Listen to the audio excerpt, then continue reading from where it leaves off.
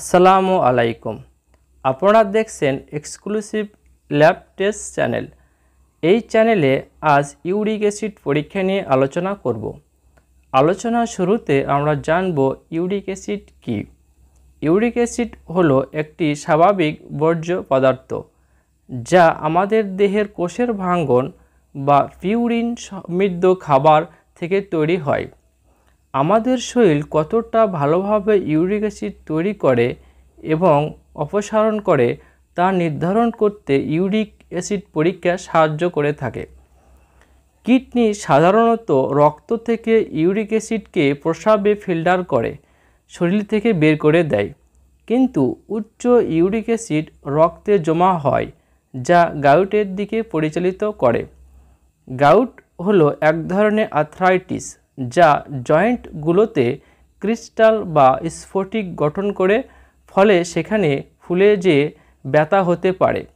Gout সবচেয়ে বেশি প্রভাবিত করে কবজি, হাঁটু, কনুই, হাত ও পায়ে। কেন ইউরিক অ্যাসিড পরীক্ষা করা হয় বা এই পরীক্ষা করার উদ্দেশ্য কী? গেটে বাত নির্ণয় করার জন্য যেসব রোগী কেমোথেরাপি বা রেডিয়েশনের চিকিৎসা নিচ্ছে তাদের পর্যবেক্ষণের জন্য ইউরিক অ্যাসিড পরীক্ষা করা হয়। কিডনিতে কোনো ইনজুরির পরে কিডনির কার্যকারিতা নির্ণয় করতে পরীক্ষা করা হয়। কিডনিতে পাথর হওয়ার কারণ খুঁজে বের করতে এই পরীক্ষাটি সাহায্য করে থাকে। ইউরিক অ্যাসিডের মাত্রা কমাতে যে চিকিৎসা নেওয়া হয় তার কার্যকারিতা নির্ণয় করার জন্য ইউরিক অ্যাসিড পরীক্ষা করা হয়। আমাদের শরীরে ইউরিক অ্যাসিডের মাত্রা বেড়ে যাওয়ায় প্রধানত দুটি কারণে। এক, খাদ্য। যদি কেউ তার খাদ্য তালিকায় purine, high fructose corn syrup এবং সুক্রোজ বেশি গ্রহণ করলে ইউরিক অ্যাসিডের মাত্রা বৃদ্ধি পায়। দুই, শরীরের অতিরিক্ত ইউরিক অ্যাসিড কিডনির মাধ্যমে বের করে দিতে না পারলে শরীরে ইউরিক অ্যাসিডের মাত্রা বেড়ে যায়। শরীরের ইউরিক অ্যাসিডের মাত্রা কমে যাওয়ার কারণ। কারো খাদ্য তালিকায় কম জিঙ্ক গ্রহণ করলে তার ইউরিক অ্যাসিডের মাত্রা কমে যেতে পারে।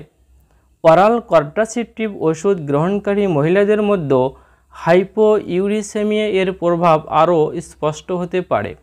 ক্রনিক কিডনি ফেলার রোগীদের হাইপারফসফেটেমিয়া প্রতিরোধের জন্য নির্দেশিত ওষুধ সেভেলামার উল্লেখযোগ্যভাবে সেরাম ইউরিক অ্যাসিড কমাতে পারে।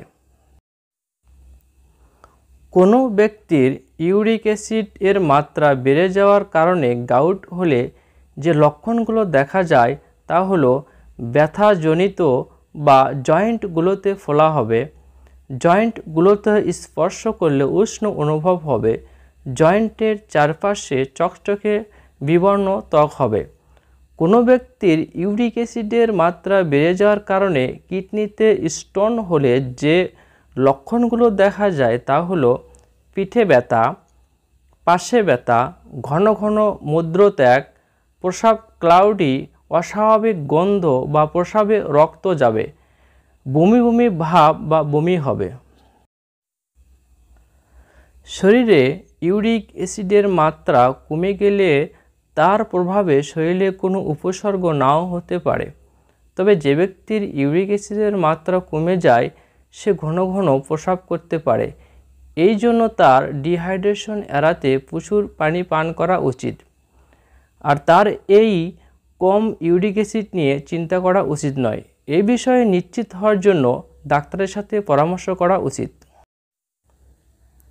নমুনা সংগ্রহ।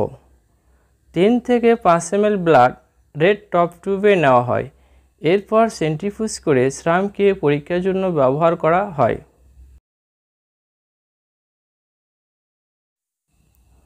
ইউরিক অ্যাসিডের নর্মাল রেঞ্জ।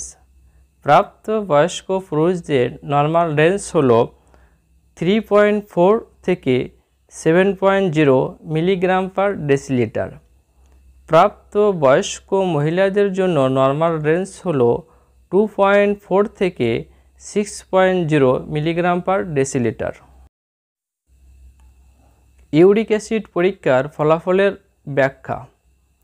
ইউরিক অ্যাসিডের মান নর্মালের চেয়ে বেশি হলে বুঝতে হবে তার গেটে বা বারবার তার কিডনিতে পাথর হচ্ছে।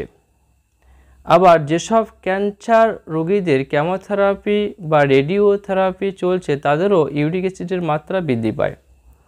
ইউরিক অ্যাসিডের মাত্রা নর্মালের চেয়ে অনেক কম হলে বুঝতে হবে তার কিডনিতে রোগ বা যকৃতের রোগ আছে।